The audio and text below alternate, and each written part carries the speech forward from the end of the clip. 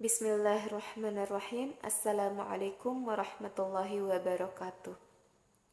Saat itu tepat tanggal 5 Oktober 2008, seorang gadis kecil Indonesia mengalami musibah yang luar biasa di negeri antah berata nan jauh, Syariah. Gadis kecil ini terjatuh dari ketinggian sekitar 15 meter dan terbanting-banting di anak tangga amphitheater Roma di Busra. Karena kecelakaan ini, gadis kecil tersebut mengalami pendarahan otak yang sangat hebat.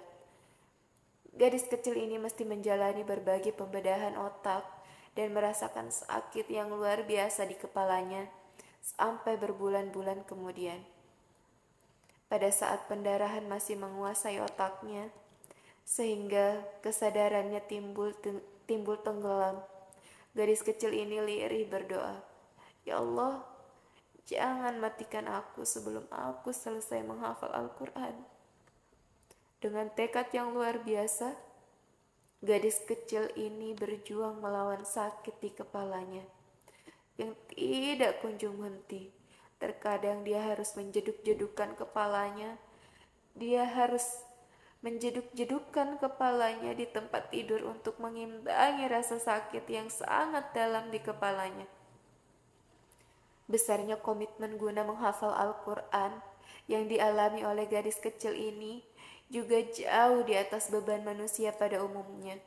Betapa frustasinya dia ketika hafalan ayat-ayat Al-Quran seolah timbul tenggelam di kepalanya, silih berganti dengan rasa sakit yang bisa tiba-tiba muncul kapan saja.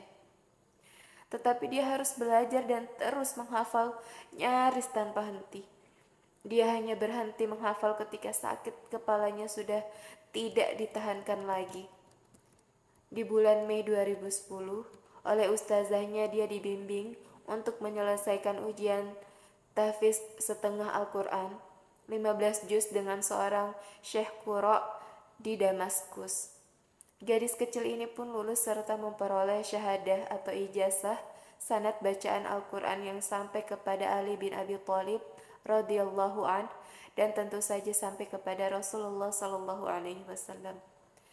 Tidak hanya sampai di sini, gadis kecil tersebut mencanangkan niatnya untuk menyelesaikan hafalan Al-Quran penuh 30 juz pada Ramadan 1432 Hijriah. Maka target ini hanya meleset kurang lebih 3 pekan ketika pada tanggal 19 Syawal 1432 Hijriah atau 19 September 2011, kemarin gadis kecil ini menyelesaikan hafalannya yang 30 juz.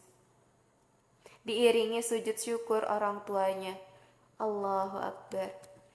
Atas permintaan kedua orang tuanya yang tawadhu, saya tidak dapat mengungkapkan nama gadis kecil ini.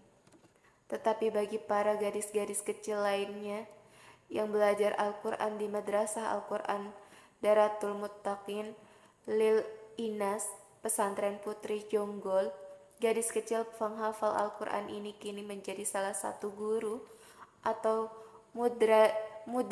mudarisah, ustazah mereka. Bahkan bukan hanya untuk anak-anak putri yang belajar Al-Quran di madrasah tersebut. Dia menjadi guru. Gadis kecil penghafal Al-Quran ini juga layak untuk menjadi guru bagi kita semua, para orang tua. Guru dalam hal menyikapi musibah, guru dalam hal menghadirkan Allah dalam mengatasi persoalan kita, guru dalam mengisi hidup dengan Al-Quran, guru dalam merealisasikan niat, guru dalam menjaga komitmen, guru dalam syukur dan sabar. Biasa ini bisa menyelesaikan hafal. Jika gadis kecil ini dengan beban sakit kepala yang luar biasa bisa menyelesaikan hafalan Al-Qurannya 30 juz dalam kurun waktu yang kurang dari 3 tahun, berapa banyak yang sudah kita hafal? Berapa banyak yang kita niatkan untuk menghafalnya di sisa usia kita? Seberapa kuat niat kita untuk mengamalkannya?